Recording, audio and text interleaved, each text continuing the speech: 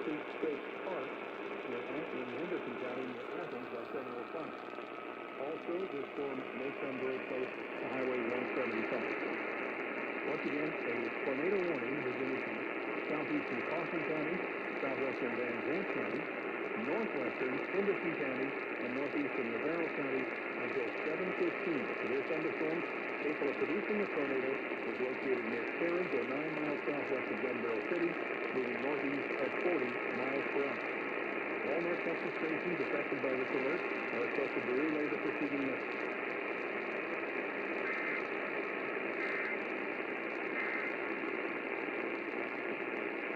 Live in the Lady